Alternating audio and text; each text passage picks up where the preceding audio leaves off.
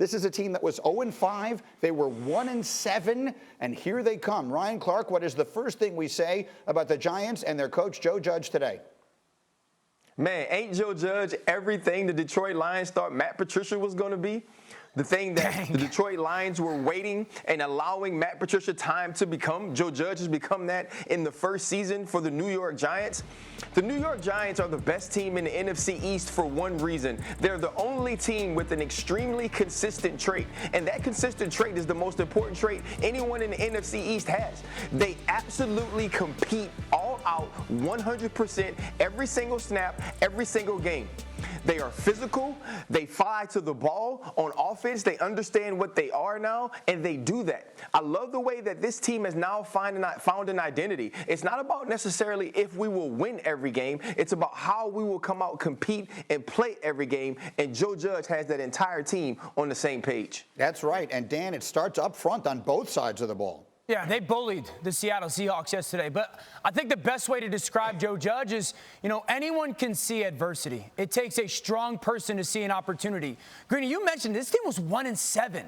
How did he not lose this locker room? Not only not lose it, but really galvanize it. And they have decided and started to play bully football on both sides of the line of scrimmage. Now, think about it. Football, for all the X's and O's that we love, and I love them more than anybody, is about the line of scrimmage. And you talk about a team that no one's going to want to play here in the last month of this season and probably leading into the playoffs because they're going to win this division. And now you're talking about a football team that as long as the quarterback doesn't give the ball away, you got to get punched in the mouth for 70 snaps. They're going to be physical. They believe in their coach. Their coach has instilled belief in their players, and their locker room thinks we are a good football team. It's not the we're the best team in the bad division thought process. They think we are a good football team, and because of our physicality, we can beat anyone that we're going to play.